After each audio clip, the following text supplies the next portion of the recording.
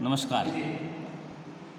Online class में आपका हार्दिक स्वागत एवं अभिनंदन। आज हम कक्षा 9वीं के सामाजिक विज्ञान की जो एनसीईआरटी की नई पुस्तक है भारत और समकालीन विश्व फर्स्ट, उसका अध्याय सन 1774 में बुर्बो राजवंश का लुई 16वां फ्रांस की राजगद्दी पर आसीन हुआ।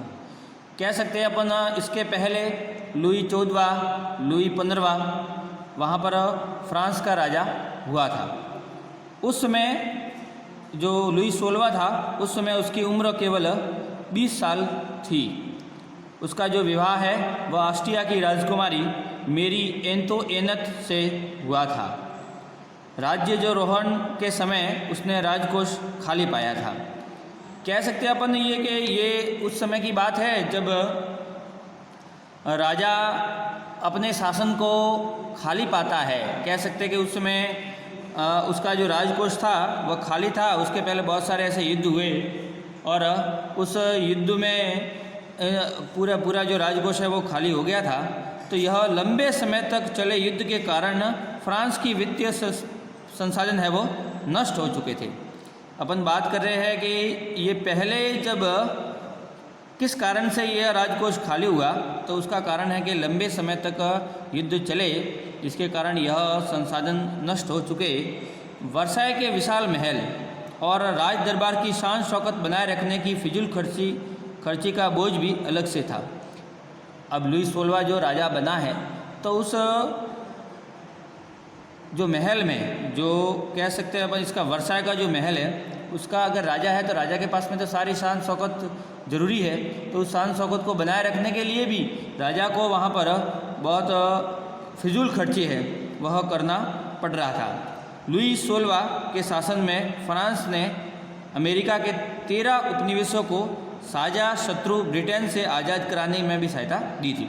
इसका मतलब ये है कि जब फ्रांस जो अमेरिका के जो 13 उपनिवेश है, अमेरिका और ब्रिटेन का जो युद्ध हो रहा था उसमें 13 जो अमेरिका के जो 13 उपनिवेश है उसका जो आज़ाद कराने में भी इस फ्रांस का पैसे है वो लगे थे। मतलब यहाँ भी इन्होंने सहायता दी थी, तो यहाँ पर भी इनका धन है वो खर्च हुआ था। इस युद्ध के चलते फ्रांस पर 10 अरब लिब्रे से भी अधिक का कर्ज है वो जुड़ गया था। अब ये लिब्रे शब्द आया है तो लिब्रे शब्द का अर्थ है कि फ्रांस की एक मुद्रा है उसका नाम लिब्रे है। तो 10 अरब लिब्रे से भी अधिक का कर्ज है वो जुड़ गया था, जबकि उस पर पहले से ही 2 अरब लिब्रे का बोझ चढ़ा हुआ था। ऑलरेडी वह कर्ज में डूबा हुआ था फ्रांस, और उस उपनिवेश के चलते और वहाँ और कर्ज है वो बढ़ गया था। सरकार से कर्जदाता अब 10% ब्याज की मांग भी करने लगे थे, और सरकार है वह 10% ब्याज की मांग भी कर रहा था। फलस्वरूप फ्रांसीसी सरकार अपने बजट का बहुत बड़ा हिस्सा दिनों दिन बढ़ते जा रहे कर्ज को चुकाने पर मजबूर थी। अपने नियमित खर्चों जैसे सेना पर रखरखाव का खर्चा भी रहता था, राज दरबार के ऊपर भी खर्च रहता था। सरकारी कार्यालय या विश्वविद्यालयों को चलाने के लिए भी फ्रांसीसी सरकार करों में वृद्धि के लिए बाध्य हो गए थे। यह कदम भी काफ़ी नाकाफ़ी था। 18वीं सदी में फ्रांसीसी समाज 3 एस्टेट्स में बटा हुआ था। अब आप देख सकते हैं कि इसके 3 एस्टेट्स क्या है। एस्टेट है वह एक समाजों को अलग अलग भागों में विभक्त करना। तो फ्रांस में यह आप देख सकते हैं कि 3 स्टेट है। तो ये 3 स्टेट आप देख सकते हैं जिस किन वर्गों में बांटा है। तो सबसे पहले आप ऊपर देखते हैं, प्रथम एस्टेट है वह है पादरी वर्ग। अब ये पादरी वर्ग कौन है? तो पादरी वर्ग वो लोग हैं जो वहाँ पर चर्च जो चलते थे, उन चर्च में जो काम करने वाले लोग हैं वह पादरी लोग हैं। वह लोग कह सकते हैं अपन कि वह सारे व्यक्तियों का समूह चर्च में काम करने वाले वह पादरी लोग होते थे। तो इनको एक पहला वर्ग, सबसे पहले वर्ग में इनको शामिल किया गया था। दूसरा वर्ग था वह कुलीन वर्ग था। कुलीन वर्ग कौन? तो कुलीन वर्ग में अमीर लोगों को शामिल किया गया था जो दूसरे एस्टेट में थे। तीसरा एस्टेट था जिसमें बहुत सारे कह सकते हैं गरीब लोगों को और कुछ अलग अलग लोग थे, जो बचे हुए सारे लोग उस तीसरे एस्टेट में थे, जिसमें बड़े व्यवसायी भी आते थे। तीसरे एस्टेट में व्यापारी आते थे, अदालती आते थे, कर्मचारी और वकील आदि ये सभी आते थे, और किसान भी इसी के अंतर्गत आते, किसान और कारीगर भी, छोटे किसान भी आते थे, भूमिहीन मजदूर और नौकर भी सारे इसी में आते थे। तो ये तीनों एस्टेट जो बनी थी उसमें सबसे बड़ी समस्या ये आती थी कि जो पादरी वर्ग है और कुलीन वर्ग है, इन दोनों को तो सरकार को कोई टैक्स है वो अदा नहीं करना होता था, लेकिन जो तीसरी जो तृतीय एस्टेट है इनको सारा कर्ज है वो टैक्स है वो अदा करना होता था। एक ये भी समस्या थी तीसरे एस्टेट के लोगों को कि तीसरे एस्टेट के लोग पादरी वर्ग को भी कर्ज देते थे टैक्स के रूप में, और इस चर्च में भी टैक्स के रूप में पैसे जमा करवाने पड़ते थे, और उनको सरकार में भी यह पैसे है वो जमा करवाने पड़ते थे। और जो प्रथम एस्टेट और द्वितीय एस्टेट है इनको यह टैक्स के रूप में पैसे जमा नहीं करवाने पड़ते थे। तो कुल मिला के जो तृतीय एस्टेट के जो लोग थे इनको टैक्स में पैसे जमा करवाए जाते थे। अब अपन पढ़ते हैं कि इन तीनों वर्गों में, तीन एस्टेट में बटा था, तीसरे एस्टेट में के लोग हैं वो जन साधारण ही कर अदा करते थे। वर्गों में विभाजित फ्रांसीसी समाज मध्यकालीन सामंती व्यवस्था का अंग था। प्राचीन राजतंत्र का पद प्रयोग 1789 से पहले ही फ्रांसीसी समाज एवं संस्थाओं के लिए होता था। अब अपन आप इस समाज के बारे में अपन पढ़ेंगे कि ये जो तीनों समाज है वो किस किस प्रकार के थे। जैसे पहला स्टेट अपन कुलीन वर्ग एवं पादरी वर्ग के लोग कुछ को विशेष अधिकार जन्मना प्राप्त थे।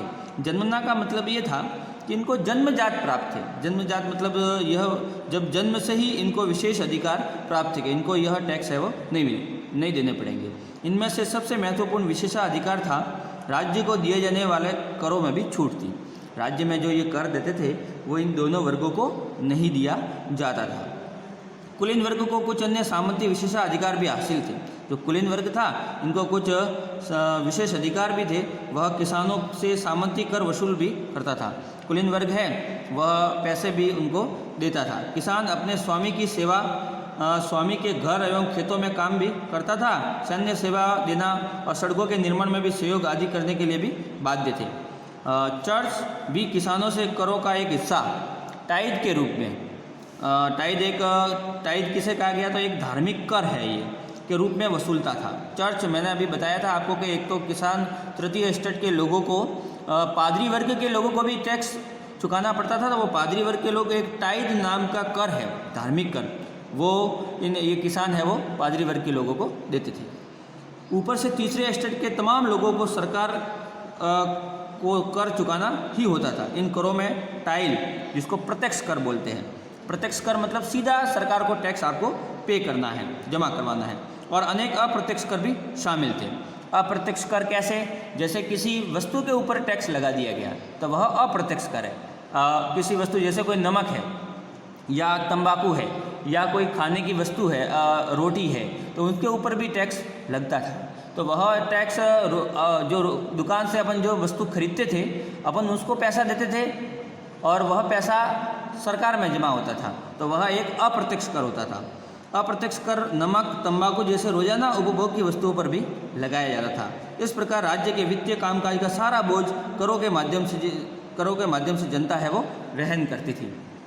एक आप इस चित्र में आप देख सकते हैं, यह जो चित्र है वह दिखाया गया है। इस चित्र के माध्यम से मैं आपको समझाना चाहूँगा कि इस चित्र का जो हिस्सा है वह बता रहा है कि बेचारा गरीब अनाज, फल, पैसा, सलाद सब कुछ लाता है और मोटू जमींदार सब कुछ स्वीकार करने के लिए तैयार बैठा है, पर वह उसको एक नज़र देखता तक नहीं है।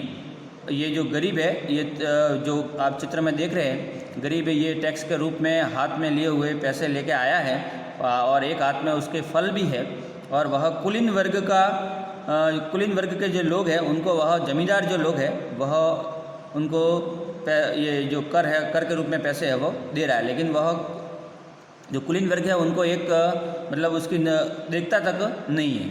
फिर एक नीचे लिखा है इस चित्र के माध्यम से कि कुलीन व्यक्ति मकड़ा है और किसान है वो मक्खी है। एक एक और नीचे गरीब के तौर पर लिखा है कि शैतान को जितना दो उसका लालच उतना ही बढ़ता जाता है, ऐसा कुलीन वर्ग कह रहा है।